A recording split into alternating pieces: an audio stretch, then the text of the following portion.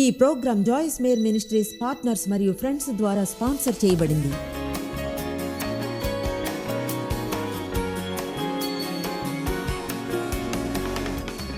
ఈ వారాంతంలో నేను మార్పుని గురించి మాట్లాడతాను. వేరే చిన్న విషయం గురించి మాట్లాడాలనుకున్నాను, అయితే చివరికి అనుకున్నాను మార్పు గురించే. ఆ విషయం గురించి మాట్లాడతాను. మనం పిలవబోయేది కూడా అదే. మన యొక్క మూల మాట కూడా మార్పే. దేవుడు మనలో మార్పు చూడాలనేది సత్యం. బహుశా దేవుడు ప్రతిదీ కదిలిస్తూనే ఉంటాడు. ఆయన ఎప్పుడు అభివృద్ధిని కోరేవాడు. ముందుగా ఈరోజు మీతో చెప్పాలనుకున్నది మన మనసును మార్చుకోవడం. ఎందుకంటే మనసులో మార్పు రాకపోతే జీవితంలో ఏమీ మారదు. చాలాసార్లు మనం మార్పు కావాలి అనుకుంటాం, కానీ ఏదో పాత ఆలోచనలతోనే ఉండిపోతాం. ఎప్పుడో గతంలో ఎలా చేసామో అలాగే మనం చేయాలి అనుకుంటాం. అయితే కానీ ఎప్పుడూ అలాగే చేస్తూ ఉండలేము. అలా చేసే ఫలితాన్ని వేరుగా పొందలేము. ఆమేన్.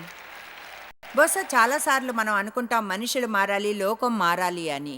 కానీ మనం మారాల్సింది మనం అని. మనం ఎవరో ఏదో చేయాలి అనుకుంటాం, కానీ మనకు అసలు ఆ ఆలోచనే రాదు. అదేదో చేయాల్సింది మనమే, కానీ వేరే ఎవరో కాదు అని. ఆమేన్. అందుకే మీరున్న ఆ చిన్న గూట్లోంచి మిమ్మల్ని బయటికి తీసి మీ విశ్రాంతి నుండి మీ యొక్క గూట్లోనే కొన్ని ఈకలను లాగే చివరికి కొన్ని ముండ్లపైన కూర్చోబెట్టాలనుకుంటున్నాను. అంతేకాక మీరు జీవితంలో సంతోషంగా ఉండలేరు. అంటే ఏదో ఒక విషయంలో మార్పు రావాలి. మీరు అనుకున్న దానికంటే ఇంకా ఎక్కువగా పాటు పడితే కానీ ఆ మార్పు చూడలేరు. ఆమేన్. ఉత్సాహంగా ఉన్నారు. థ్యాంక్స్. మీ మనసు మారే వరకు ఏమీ మారదు. బహుశా మీ మనసులో మార్పు రావడం అనేది జీవితకాలం క్రమం. దేవుడు నాకు ఒక విషయాన్ని మళ్ళీ మళ్ళీ గుర్తు చేస్తున్నాడు. ఒక నెలగా నేనన్నాను, ప్రతి ఆలోచన స్వాధీనం చేసుకో జాయిస్. ప్రతిదీ అనే మాట నాకు ప్రత్యేకంగా ఉంటుంది. కొన్నిసార్లు అనుకుంటాం అసలు ఈ లోకంలో ఆలోచించే ప్రతిదీ సరైందిగా ఉంటుందని అనుకోగలం. చూడండి, దేవుడు మనం సరైంది చేయాలని ఎదురు చూడడమే కాకుండా మనలో ఆయన పరిశుద్ధాత్మను ఉంచి మనం తప్పు చేశామని ఒప్పుకునేలా చేస్తాడు. మనం ఏం పొందాలని యేసు మరణించాడు. చెప్పేది వినండి. దేని కొరకు యేసు మరణించాడో, ఆయన మరణం వల్ల మనం గొప్ప జీవితం పొందాలని. అప్పుడు మన పాపాలు మన్నించబడతాయి. మనం శక్తితో, విజయంతో నడవగలం. దేవునితో సరైన సంబంధం కలిగి ఉండాలని, సంతోషం కలిగి ఉండాలని. యోహాను 10:10 ఇలా చెప్తుంది, నీకు సంతోషమైన సమృద్ధి జీవాన్ని ఇవ్వాలని వచ్చాను. చేయడమే కాదు, మనం పరలోకానికి వెళ్లే వరకు మీరు మీ జీవితాన్ని ఆనందంతో జీవించాలి. దేని కొరకు దేవుడు మరణించాడో మన పూర్తి అనుభవంలో కూడా మనం పొందలేము.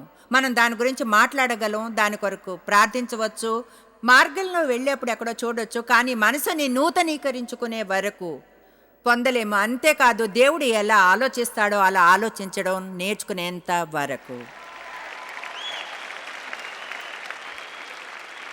మరైతే ఈ మధ్య మీ మనసులో ఏముంది?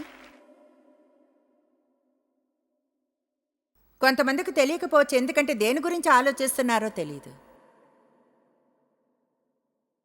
కమాన్, సమయం తీసుకొని రోజుకు 2-3 సార్లు ఆలోచించండి. ఏం ఆలోచిస్తున్నాను? మీ భావాలు కృంగిపోతున్నట్లు అనిపిస్తే మనసులో దుఃఖిస్తున్నారని అర్థం. లేదా ఎవరి మీదైనా కోపంగా ఉన్నారా? మిమ్మల్ని ప్రశ్నించుకోండి, దేని గురించి ఆలోచిస్తున్నాను? చూడండి, ప్రతి ఒక్కరు మీకు ఏం చేశారో ఆలోచిస్తూ ఉంటే కోపం వస్తూనే ఉంటుంది. లేదా కూర్చుని అందరికీ ఏమున్నాయో మీకేమి లేవో ఆలోచిస్తే నాకు అవి ఉంటే బాగుండు అనుకుంటే మీపై మీరు జాలిపడి త్వరగా బ్యాడ్ మూడ్లోకి వెళ్ళిపోతారు. అయితే శుభవార్త ఏమిటంటే, ఏమనుకుంటే అది ఆలోచించగలరు. కమాన్ నౌ. నేను పొందిన పెద్ద ప్రకటన అది. నేను ఎన్నో ఏళ్ళు చర్చికి వెళ్తున్నా కూడా ఎవరూ నాకు ఆ విషయం చెప్పలేదు. నా ఆలోచనల గురించి ఏమైనా చెయ్యొచ్చు, నాకు వచ్చే ఆలోచనలను ఆపలేను అని అనుకోకూడదు. ఉదయాన్నే లేచి ఇలా అనిపిస్తే నిరాశగా ఉంది అని ఆ రోజుని పాడు చేసుకోకూడదు. నిరాశలోనే ఉంటాం. కమాన్. యేసు విడుదలనివ్వడానికి మరణించాడు. మీకున్న గొప్ప స్వతంత్రం మీరు ఎంపిక చేసుకోగలరు.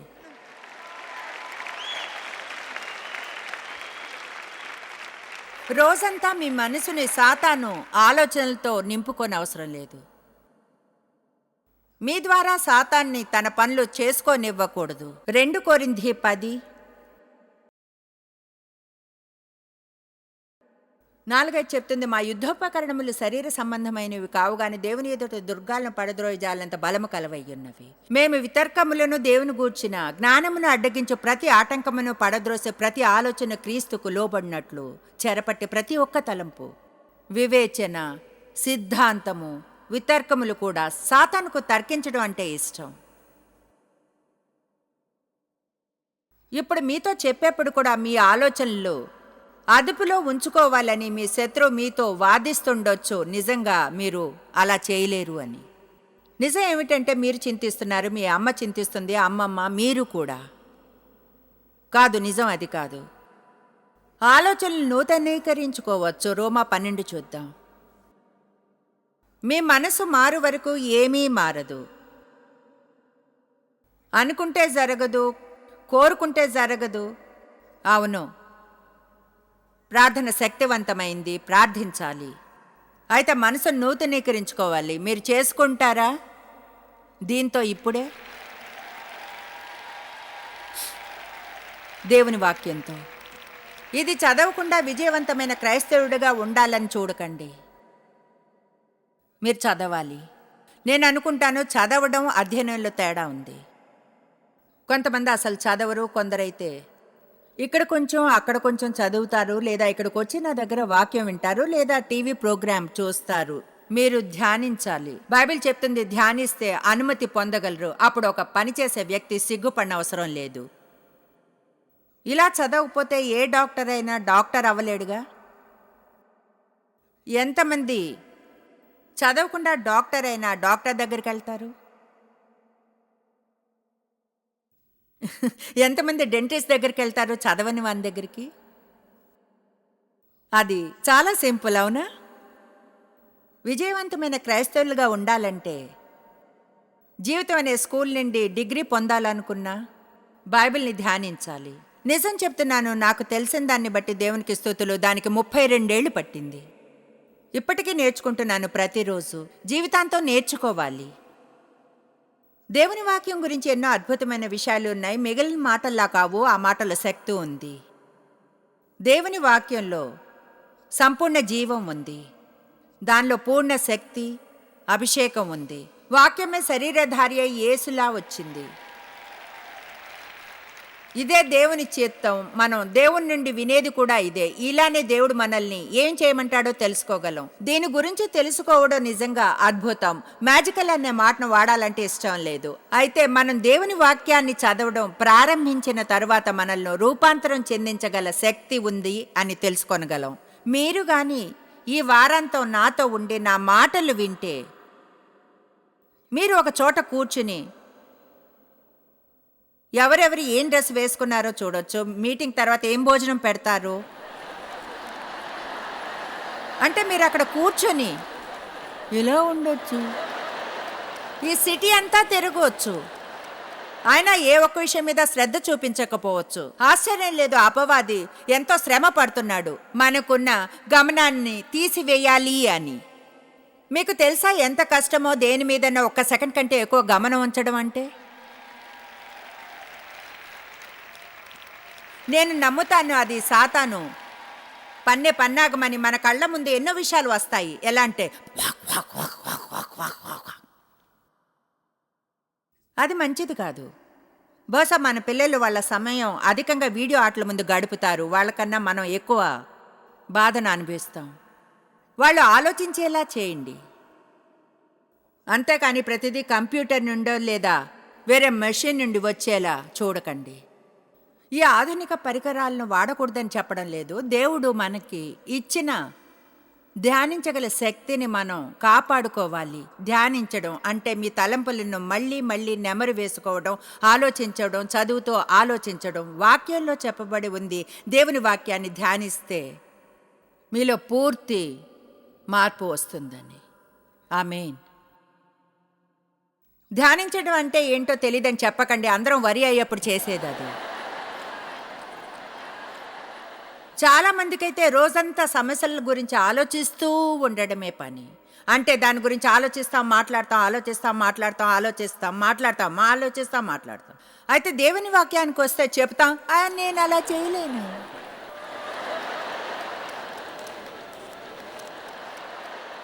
రోమా 12:2 మీరు ఈ లోక మర్యాదను అనుసరింపక ఏదో ఇతరుల కొరకు చేసే సాంప్రదాయాలు ఆచార్యాలు కాక వేరే విధంగా చెప్పాలంటే ఏదో ఆదివారం ఒకరోజు చర్చ్కి వెళ్తూ మిగిలిన వారం అంతా నామకార్థ క్రైస్తవ జీవితం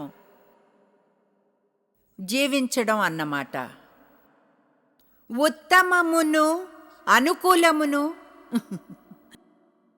సంపూర్ణమయ్యున్న దేవుని చిత్తమేదో పరీక్షించి తెలుసుకొన్నట్లు మీ మనస్సు మారి సమస్తమును నూతన మగుట వలన రూపాంతరము పొందుడి, కొత్త ఆదర్శముల ద్వారా, కొత్త ప్రవర్తన ద్వారా మీకు ఏది మంచిదో నిరూపించుటకు. చూడండి, దేవుడు సజీవుడని నాకు తెలుసు యేసు సత్యదేవుడని, విశ్వాసుల అంతరంగంలో పరిశుద్ధాత్మ నివసిస్తుందని నాకు తెలుసు ఈ విషయం క్రియ చేస్తుంది అని, ఎందుకంటే నా జీవితంలో నేను నిరూపించాను. ఇది చెప్తుంది, మీ మనసును నూతన పరచుకోవటం వల్ల మీ పట్ల ఉన్న దేవుని చిత్తాన్ని నిరూపించుకొనగలరు. దేవుని వాక్యాన్ని మనం సరైన విధంగా చదివితేనే గాని మన ఆలోచనలు ఎంత నీచమైనవో, మనం అసలు ఎలాంటి ఆలోచనలు కలిగి ఉండాలో తెలుసుకోలేం. మీ గురించి మీరు బాగా ఆలోచించాలి. మనకున్న పెద్ద సమస్య అదే, మన గురించి మనం ఎలా ఆలోచిస్తున్నాం అన్నదే. మనం ఎక్కువగా చేయలేను అని ఆలోచిస్తాం, చేయగలను అనేది తక్కువగా. అద్భుతం కావాలా, చేయగలం అనే దానిలో వస్తుంది, లేము అనే దానిలో కాదు. ఆమేన్. క్రీస్తు ద్వారా సమస్తము చేయగలను. అనుకున్నది జరగకపోయినా కూడా సంతోషంగా ఉండగలను. నేను దీన్ని చేయగలను, నేను చేయలేను కాదు. మనసు మార్చుకోకపోతే మారలేరు. ఎఫెసీ 4 చూద్దాం. చాలామంది మారాలని ట్రై చేస్తున్నారు, అయితే మనసు మార్చుకోవడం లేదు. గతంలో ఆలోచించినట్లే ఆలోచిస్తున్నారు. నేను అలా చేశాను. కొంతమంది నీచమైన కంపుకొట్ట ఆలోచనలు చేస్తున్నారు. ఎవరైనా ఆమెన్ చెప్తారా? బ్రతికినంతకాలం సందేశాలను వినాలి, మనసు పైన, నోటిపైన, స్వార్థం పైన.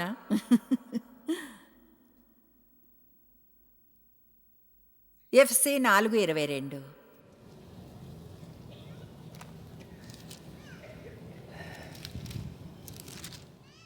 కాబట్టి మునుపటి ప్రవర్తన విషయంలోనైతే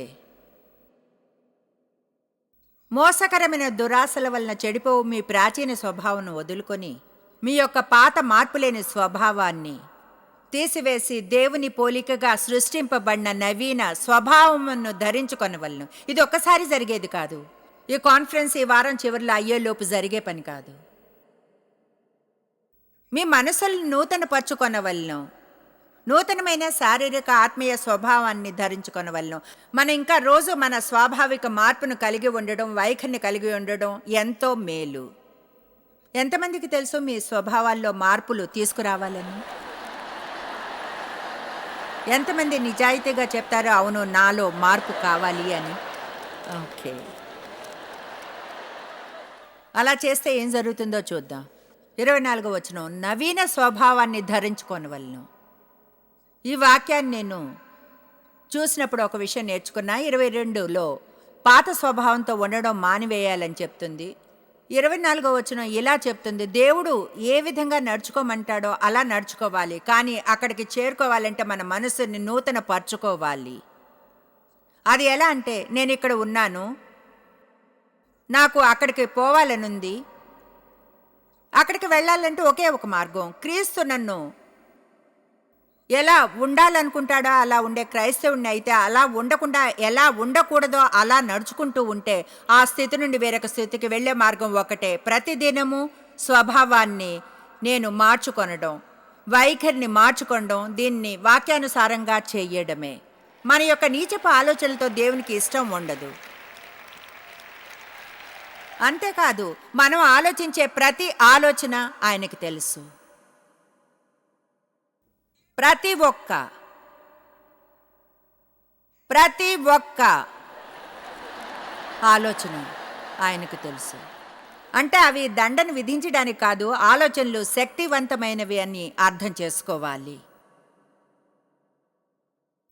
బహుశా నేను అనుకుంటాను మారాల్సింది మన మనస్సే కాదు. నేను చెప్పేది వినండి. ఎలా మారాలి అనుకునే ఆలోచన మారాలి. మార్పును గురించి మనం ఆలోచించే విధానం మారాలి. మారాలి అనే ప్రయత్నం ద్వారా మనం మారలేం.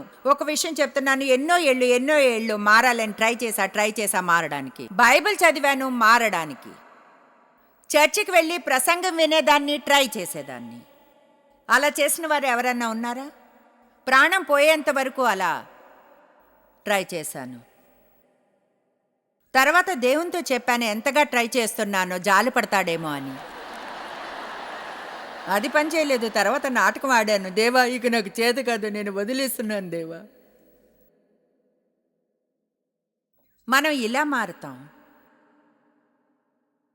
ఒక నిజాన్ని వింటాం, దాన్ని ఒప్పుకుంటాం. బైబిల్ చెప్తుంది దేవుని వాక్యం అద్దం లాంటిదని. దానిలో చూసినప్పుడు ఎలా ఉన్నారో చూస్తాం, ఎలా ఉండాలో. వాక్యాన్ని అద్దం అంటే నాకెంతో ఇష్టం. మీకు తెలుసుగా, నా ముఖం మీద మురికి ఉంటే దాన్ని అద్దంలో చూసుకుంటేనే తెలుస్తుంది.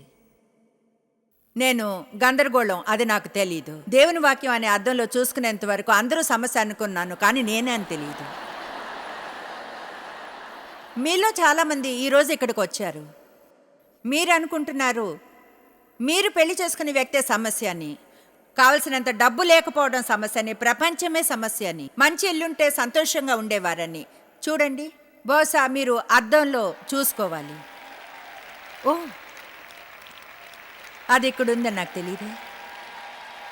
కమాన్ నా. కనుక ముందుగా మీరు గుర్తించాలి మీరు చేసేది తప్పని. పశ్చాత్తాపడ్డం అంటే మీరు దాని నుంచి దూరంగా వెళ్ళడం.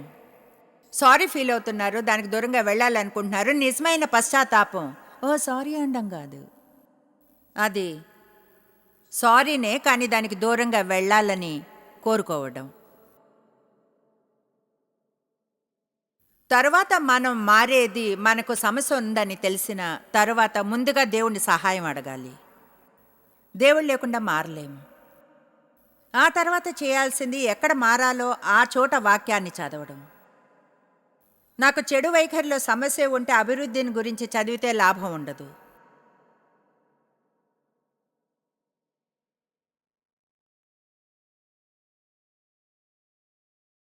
నాకు చెడు వైఖరి ఉంటే వైఖరిని గురించి చదవాలి. కోపం ఉంటే కోపం గురించి చదవాలి.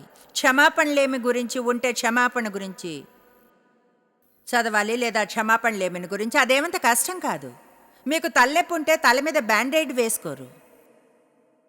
మీరు వేలు కోసుకుంటే దాని మీద ఆస్పిరిన్ వేసుకోరు. ఇది మెడిసిన్ బాక్స్ మీ జీవితానికి. దేవుని వాక్యం మందు మన ఆత్మలను బాగు చేసుకోవడానికి. వాక్యంలో శక్తి ఉంది. ఎవరైనా మీ భావాలను గాయపరిస్తే వారి తల తీసేస్తారా?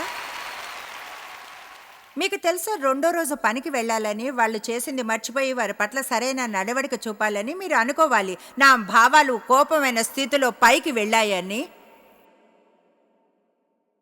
తర్వాత కొంచెం సమయం తీసుకుని దేవుని దగ్గరకు వెళ్ళి, వెనుక భాగంలో మీరు కోపం గురించి, క్షమాపణ గురించి, క్షమించకపోవడం గురించి తెలుసుకుంటారు. దాన్ని తెరవండి, పెద్దగా చదవండి. మందు కోసం వెళ్ళినట్టు ఆ వాక్యం దగ్గరికి వెళ్ళండి. తర్వాత చెప్పండి, నేను మందు తీసుకుంటున్నాను,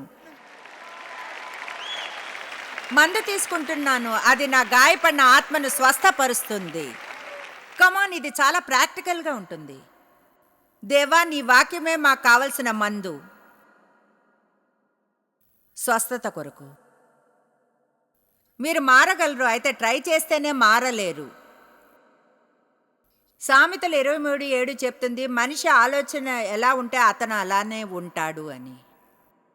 మరొక అనువాదం చెప్తుంది మనిషి ఎలా ఆలోచిస్తే అలానే అవుతాడని. కనుక నేను దాన్ని కొంచెంగా మార్చి ఇలా అంటాను, మనసు వెళ్ళిన చోటుకే మనిషి వెళ్తాడు. నేను నా మనసుని హాట్ ఫర్ సండేలో ఉంచితే చెప్తున్నాను, ఈ వారాంతం లోపే ఒక హాట్ ఫర్ సండే పొందుతాను. కమాన్ నౌ. మనం ఎలాంటి వారమో తెలుసు. నాకు చెప్పకండి మీరు అది చేయలేరని. మనం కోరుకున్నది మనం చేయగలం. ఇలా చెప్పడంలో పాయింట్ లేదు. చూడండి, నాకు చదివే టైం లేదు. దేనికోసం మీరు సమయం వెచ్చిస్తారో అది ముఖ్యం. మనం నమ్మాలి ఏమనంటే ప్రతి ఒక్కటి మారగలదు దేవుడు తప్ప అని. మీ పిల్లల్ని చూసి చెప్పకండి మీరు మారరు అని. మీ గురించి ఇలా అనుకుంటూ తెరకండి, చూడు నేను మారలేను, నా ఆర్థిక విషయాలు ఎప్పుడూ మారవు, అప్పుల నుంచి ఎప్పుడూ బయటపడను, నాకేమీ దొరకదు, ఎప్పుడు ఏమీ మారదు. మీరిలా అనాలి, దేవునికి సమస్తము సాధ్యమే అని. దేవుడు మార్చలేనిదంటూ ఏమీ లేదు. అంతేకాదు, మీరు ఊహించిన దానికంటే అధికంగా చేయగల దేవుడు ఆయన. దేవుడు అధికంగా చెప్పసక్యం కానంత చేయగల దేవుడు. పెద్దవాటి కొరకు అడగండి, ప్రార్థనలో ధైర్యంగా ఉండండి. ఆయన అధికంగా పొర్లిపారేట్లు చేయగల దేవుడు. ఎదురు చూడలేనంత, అడిగే ఆలోచన కందనంతగా శక్తి కొలది చేయగల దేవుడు. ఏదో కొంచెంగా లేదా చిన్న విషయాల కొరకు అడిగి ఇది ఎప్పుడు మారదు అని అనవద్దు. ధైర్యంగా పెద్ద విషయాలను అడగండి. చెప్పండి, దేవుని వల్ల సమస్తము సాధ్యమే, మారనిదంటూ ఏమీ లేదు దేవుడు గాని తలుచుకుంటే. కొంతమంది ప్రపంచంలో ఉన్నారు, మరి కొంతమంది బైబిల్లో ఉన్నారు దీన్ని నమ్మేవారు, ధైర్యంగా నమ్మగలిగేవారు విషయాలు మారతాయని. నెహెమ్యా అటువంటి వ్యక్తి. మనం ఆయన గురించి కొంచెం చూద్దాం. ఇప్పుడు నెహెమ్యా అధ్యాయం 1, 2, 3, 4 చూద్దాం. ఈ బైబిల్ వాక్యాలను స్క్రీన్ మీద చూద్దాం.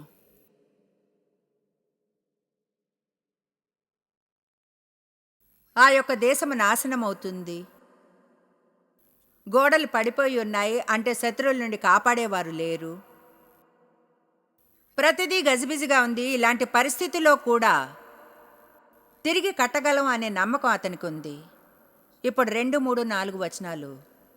నా సహోదరులు హనానీ అన్న ఒకడును యూదుల్లో కొందరును వచ్చిరి. చెరపట్టబడిన శేషంలో తప్పించుకున్న యూదులను గూర్చియో యెరూషలేమును గూర్చియో నేను వారిని అడుగ్గా, అంటే అందరూ ఎలా ఉన్నారు, అన్ని విషయాలు ఎలా ఉన్నాయి. వారు నెహెమ్యాతో చెరపట్టబడిన శేషంలో తప్పించుకున్న యూదులు శ్రమలో కష్టంలో ఉన్నారనియు, యెరూషలేము గోడలు పడద్రోయబడినాయి, దాని గుమ్మాలు అగ్నిచేత కాల్చబడ్డాయని అన్నారు. ఇప్పుడు ఇలాంటి విషయాలు విన్నప్పుడు మనలో ఒకలాంటి రియాక్షన్ ఉంటుంది, అంటే ఒక విధమైన ప్రతిక్రియ. కనుక కొంతమంది ఇలా అనవచ్చు, ఓ అది ఎంత పెద్ద తప్పు. మరికొంతమంది ఎవరైనా దాని గురించి ఏదైనా చెయ్యాలి అంటారు. కొంతమంది దేవుణ్ణి ప్రార్థించి ఇలా అంటారు, సరిచెయ్యి. అయితే ప్రార్థించేప్పుడు జాగ్రత్తగా ఉండాలి, ఎందుకంటే సరిచేయమని ప్రార్థిస్తే దేవుడు మిమ్మల్ని ఆ పని చేయమనవచ్చు. అది విని మీకు సంతోషం కలగలేదు, అయితే అలాంటి సమయాల్లో సంతోషపడాలి. ఎవరికైనా సహాయం చేయమని ప్రార్థించినప్పుడు జాగ్రత్తగా ఉండండి, ఆ పని మీరే చేయమని చెప్పవచ్చు. నిజం చెప్పాలంటే గత ఏడాది దేవుడు నాతో ఇలా అన్నాడు, నీకు సహాయం పంపించాక నువ్వు చేయడానికి ఇష్టపడకపోతే ఎవరి కొరకు నా దగ్గర ప్రార్థించొద్దు. అంటే మనం ఏదైనా విన్నప్పుడు ప్రతిక్రియ ఉంటుంది.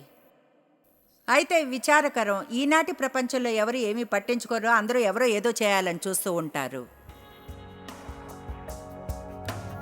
మనలో మనం కొంచెం నెహెమ్యాని కలిగి ఉంటాం.